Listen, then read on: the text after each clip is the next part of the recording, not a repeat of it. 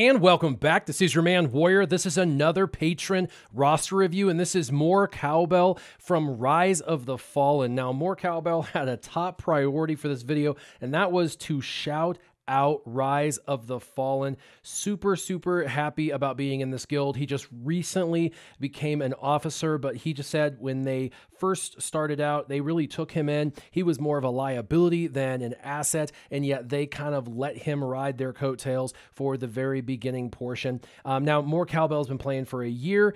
He's a Dolphin, and now he's starting to pull his own weight in the guild for sure. And like I said, took over the officer status. So thanks to Rise of the Fallen for taking a chance on Mor3 Cowb3ll. Also, shout out to Tyrone and Rashambo for all their theory crafting that they do with their leaderboard, and they play around and stuff and figure things out.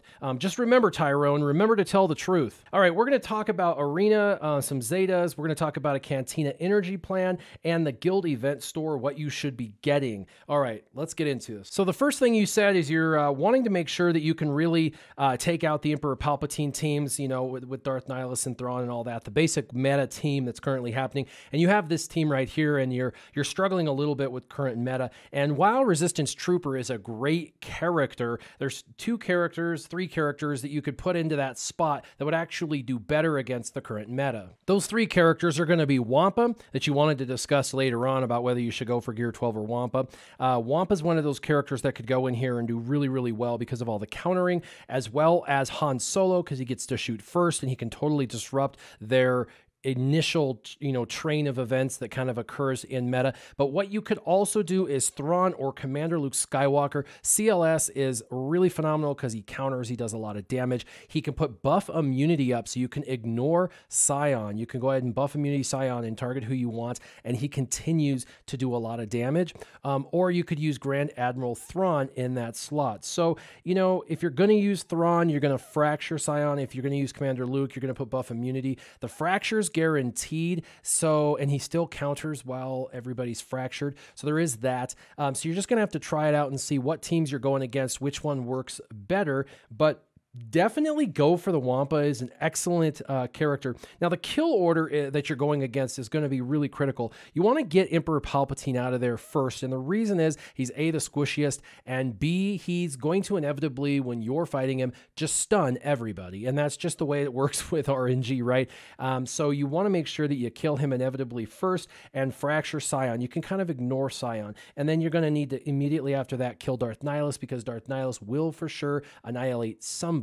And Darth Nihilus gets tankier and tankier and tankier with health the more you debuff Scion. So you kind of want to not hit Scion with anything, just fracture him and leave him alone and kill out Darth Nihilus before Darth Nihilus becomes so tanky that you really can only kill him through and annihilate yourself. So Emperor Palpatine, then Darth Nihilus, and then you're either going to be killing Scion or Thrawn.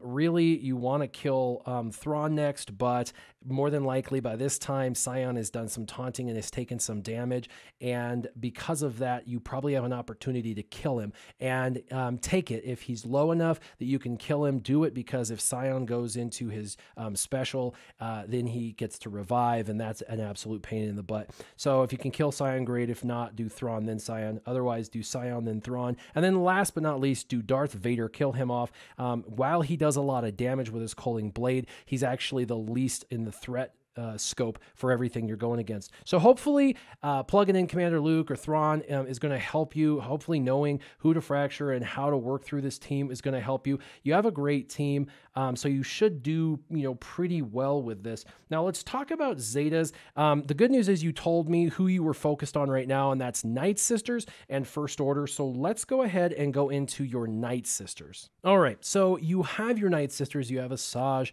Night Sister Acolyte, and your Asajj is looking really good. You've got obviously her to Gear 11. You've got her leadership and unique already done. So you've already committed to this leadership, which is awesome. Asajj Ventress Ventress is a phenomenal lead. And then, of course, you've got Old Daka and Mother Talzin. You're going to want to obviously get Mother Talzin to 7 stars. Talia and Night Sister Zombie. The top row minus the Acolyte is really the team that you're going to want for the Sith raid, which is the reasoning for this. And you were wanting to know if the Night Sister Spirit was better than Mother Talzin, and they're both difficult farms, but really Night Sister Spirit does do more damage, apples to apples, and is hard to hit because of the foresight, but doesn't go nearly as fast as Mother Talzin. So Mother Talzin in the long run ends up actually doing more damage than the Spirit, and you really don't need the foresight anyway because you've got the zombie, hopefully, that you're going to get to 7 stars for this team. So as far as the Zeta priority on this team, obviously the next, because you've got both of Asajj Ventress taken care of, is going to be the unique Plague Bearer for Mother Talzin. This speeds her up drastically, which is how she's going to get all of the additional damage over and above the spirits. So definitely want to get Mother Talzin's unique. And then the last on this team that you really would want to do eventually, it just makes the team way more durable, is Serve Again. That unique is awesome. Now this one's going to be less important for the raids, but as a Zeta, it will be important for territory wars if you end up using this team on defense. This will really be the difference maker between someone getting in there and killing your entire team, or 20 people trying on your team and losing.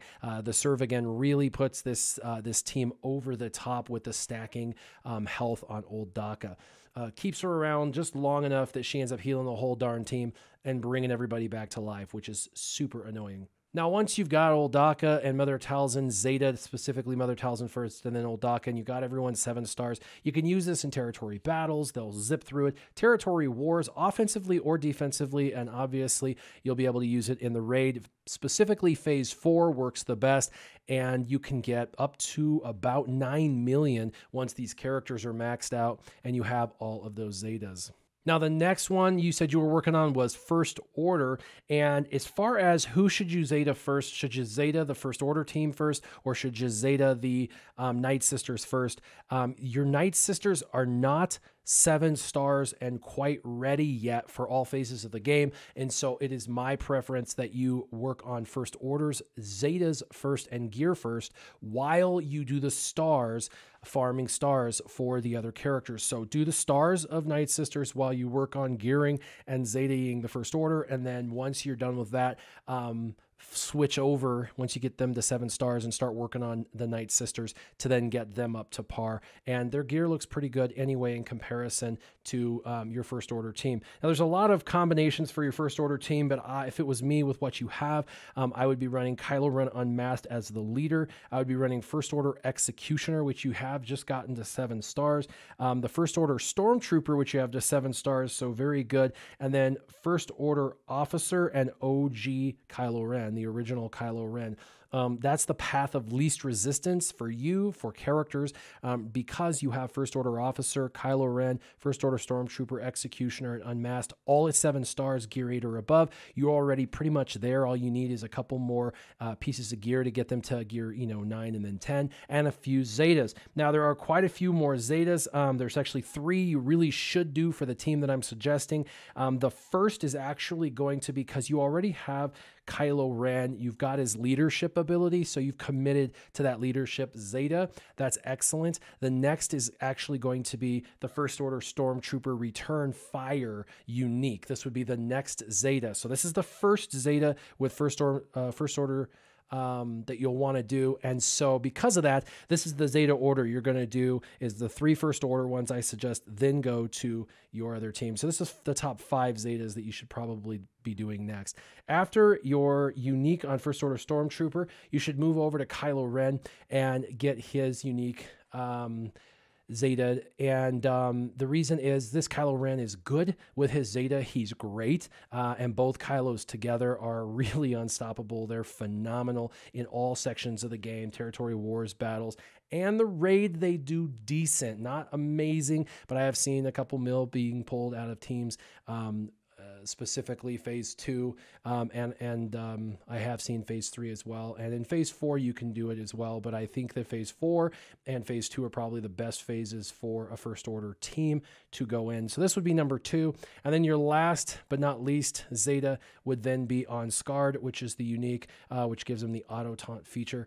Really, really good feature, especially when you have the first order Stormtrooper Zeta, and then you have obviously 2 tanks on this team, which is really going to help with territory wars with both of them. So I would really recommend that one as third. So remember that first order Stormtrooper, Kylo Ren OG, his Zeta, and then the unique on Kylo Ren Unmasked. Those are the 5 Zetas that I would do next. Now, you asked me about Cantina Energy Plan. You wanted to know if Night Spirit was Night Sister Spirit was someone you wanted to go for, or if you should just keep going on Talzin. I'm going to tell you continue on Talzin. But you had a really specific question on this Cantina Energy Plan, which was, do you farm critical damage mods or do you get Sith Trooper? You're really kind of thinking that Sith Trooper is going to be a part of the future meta. He is currently a part of the current meta, and so there's reason why you would feel that way. And so my thought to you is one of 2 things. Either first, go ahead and just get your Sith Trooper up to 7 stars. Once you got him 7 stars and start to farm for the gear, then you can switch your Cantina Energy over to mods. That's okay, and that's an idea, and that would really get him a little bit faster than you would if you do my second suggestion. My second suggestion is actually going to be a traditional suggestion I give people all the time, which is to divide and conquer. What I mean by this is for 3 days, probably like Friday, Saturday, and Sunday, you would actually farm for the critical damage mods you say you need, or just even mods in general. Okay, so just 3 days for mods, and then Monday, Tuesday, Wednesday, and Thursday, go ahead and farm for Sith Trooper and get him up to your 7 stars. By doing this, it does slow Sith Trooper's progression down a little bit, but you do get some progress with the mods, not a lot, but you'll get a few over that period of time. It does slow it down, but dividing and conquering allows you to do 2 things at once and still feel like you're getting forward motion towards your goals. So that's the suggestion would be divide and conquer, do Sith Trooper 4 days a week and mods 3 days a week. And if you feel like you're not getting him fast enough, then you can go ahead and switch it to just do Sith Trooper all 100% until he's done, and then switch back to mod farming. And then the last question that you had was in the store. Did you want to do Wampa or Gear 12 characters? Abilities Gear 12. And so you can look and see all your characters, and you can see you got quite a bit of pieces of Gear 12, and some are worth it and some are not. Some, like 6,000 health or an extra 120 physical damage, things like that are really good, but there's some that are just, 55 tactics, and it's okay. So the Gear 12 pieces, some is important, some's not, but you're going to get some superficially just playing the game in all of the modes that you play, and you're going to be able to naturally fill these out. What I would suggest is that all of your currency go towards Wampa over Gear 12 and get Wampa unlocked, and then get him up as high as possible. He's phenomenal in every area of the game that he can be utilized, and so he's definitely someone over that I would highly suggest. So again, shout out to Rise of the Fallen. Thanks for taking Mor3 Cowb3ll in. I'm glad to see he's now a part of that. For Arena, again, I would really probably suggest Wampa, CLS, or Thrawn, but Thrawn right now or CLS right now, since those are the 2 that you have. Make sure you do the proper kill order, and for Zetas, get your first order Zetaed first, and then move on to your Night Sisters, and I think you'll do well. Divide and conquer in that Cantina, and make sure you get that Wampa. As always, if you have questions, leave them in the comments down below, and keep your gaming on. Warrior out.